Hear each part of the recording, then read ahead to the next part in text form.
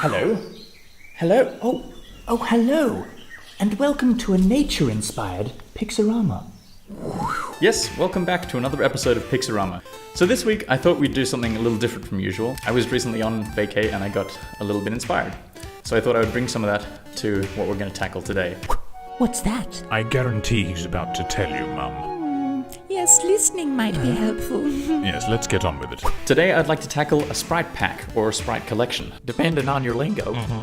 We're going to draw these sprites at around 40 by 40 pixels, though we're not going to be too specific about it. And we're also going to use a custom palette. So follow along and I hope you guys enjoy it. With the and the fucking with the face and the somebody and the whoa.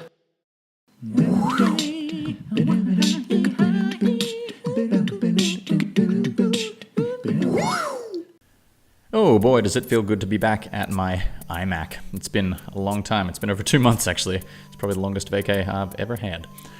But we're back and let's jump into Pixel Edit straight away to get going with this little sprite pack. We're going to create a new document, and in this document we're going to use a specific palette. This is the 15Pdx Palette, which Graphics Kid has uploaded on lowspec.com. It's a beautiful palette. It's a really, really nice mix of colors and shades and some great contrast getting going on there. So we're going to use that one for all the sprites we do in this episode, and possibly for all the other little sprite packs I do in this theme. Like I said, this is the first sprite pack that we're going to tackle, and it's a forest theme. So we're going to start with some foresty goodness, and I started here with a log. I thought a log would be kind of a good place to start. So you can see I've done the outline of the log first, and now I'm starting to fill it in with some of these lovely brown shades we got up here. Inside the log, we're going to have a bit of light falling. It's again, just remembering where the light source is coming from. Such a key thing in all of this stuff.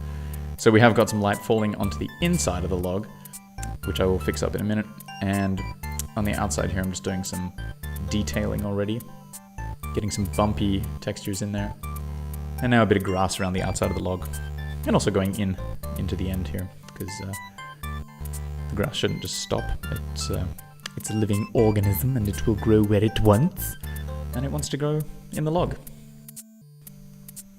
So let's move on to another little plant here.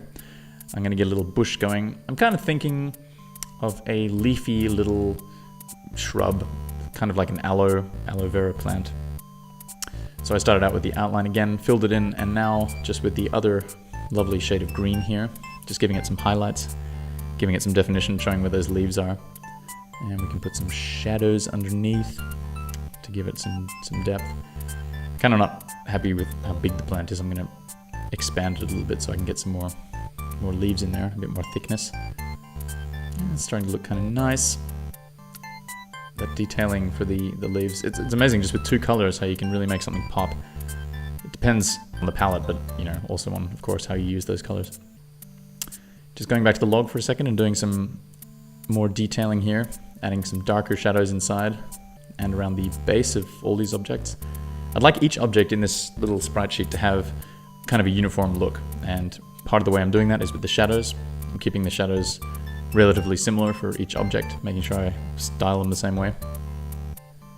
And now let's do a little rock, a little stone in the middle of the forest. I assume there's lots of stones in the forest. Yes, there are, Gary. And I was silly here. I started with the brightest shade of brown, which I then dull because I need that bright shade for the highlights, which I'm doing now.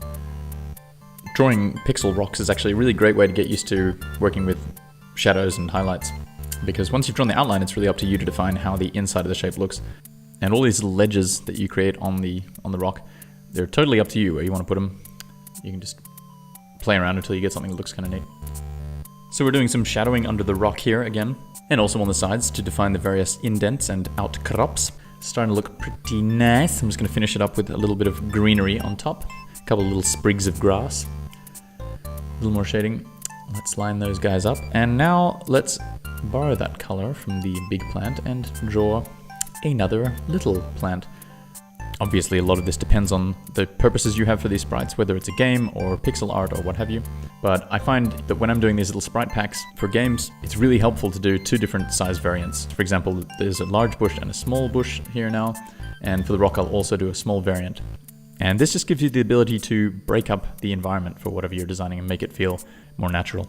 If these were used in-game, for example, then I would now have essentially 4 different variants because you can flip them horizontally as well. And this gives you a really great detail boost for your environments without adding excessive extra sprites, which your CPU and memory would then take a hit from. But back to the topic at hand. I've done a little flower here. Some nice little fire flowers. I made them orange, use these lovely shades of red and orange here.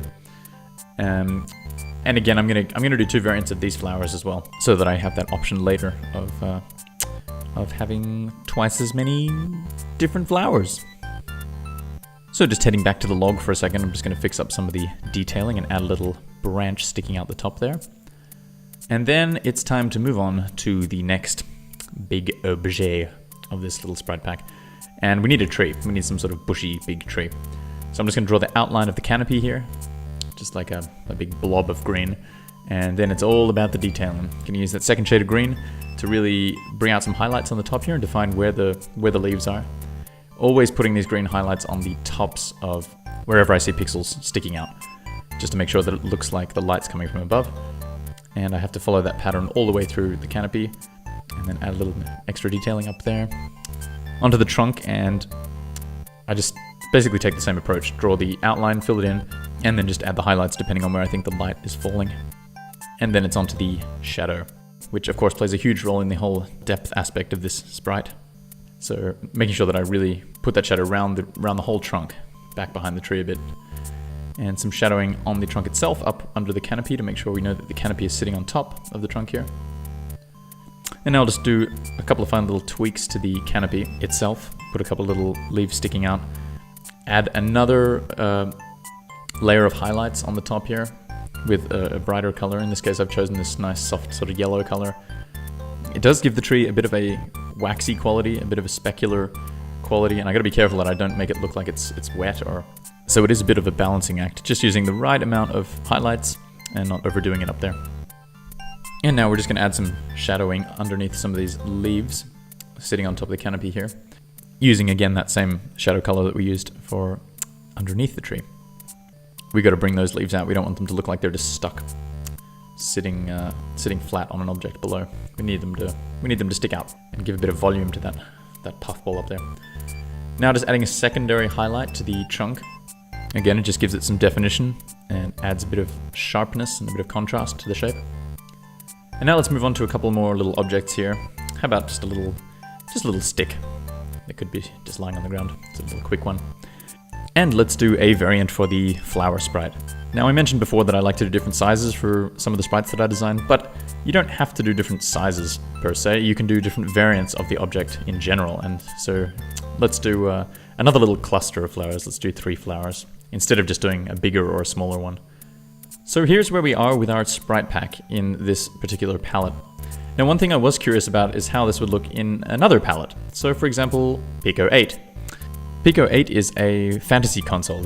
It's basically a virtual console, and it's super funky. It's basically got all the limitations of an old school gaming console. For example, a limited color palette, 16 colors, a limited cartridge size, which is 32K. The display resolution is 128 by 128, so it's super cool, and it's definitely become quite a funky alternative for some indie developers to play about with. It's a neat little console. But this is the palette that is used for all the cartridges that are made for Pico 8. And it's a really cute little palette. It's a beautiful little color set. So I kind of switched over just to check out how I could design stuff with it. And at the end of this, I'll show you both versions of it, the Pico 8 version and the 15 Pdx Palette version of all these sprites. Anyway, back to the pixeling. I've done some little mushrooms in the meantime while I've been explaining Pico 8. And I started out with the stalks, then drew the caps on top, gave them some little white spots, and gave them the same treatment as the rest of the sprites here with some grass around the bottom. Again, it's with packs like this, and on any project in general, consistency is obviously key, so I'm trying to make sure that these sprites all have the same general feel about them, the same aesthetic quality. The grass and the shadows underneath them are one way I can do that. And another way, of course, is the overall style of the object, the shapes you use to create them, and the style of shading that you give them, and so on. But in general, they have to look coherent, and they have to look like they're part of the same the same set. So I've stuck to a general shading style, and I've given them all common elements, like this grass underneath. And of course, it goes without saying that the palette helps here as well. You need some kind of color consistency in any project. So a palette's actually a really good way of restraining yourself and making you work within some set limitations. It's also great for practicing, just to download some different palettes and try designing within those limitations. So, there we have it. We've got a little sprite pack going here, various foresty objects, in 2 different palettes. The 15 Pdx palette here with its lovely soft colors, and the Pico 8 palette with its vibrant loveliness. I really had fun doing these sprites, and I hope you guys had fun following along, because I'm going to do a couple more videos in this style. But I think these came out pretty well. I'm pretty happy with them. So that's it for our nature-inspired Sprite Pack edition of Futurama. Pixorama, and our first of hopefully many little Sprite Packs. I want to tackle a couple of these. It depends on what you guys want to see as well, so make sure you drop a comment to let me know what the theme of the next Sprite Pack should be, or anything in general that you want to see on Pixorama. Give me a thumbs up if you like this video, and subscribe to see more. Hope you guys enjoyed the show. I'm Jimzip, and thanks for watching. Pixorama. Pixorama.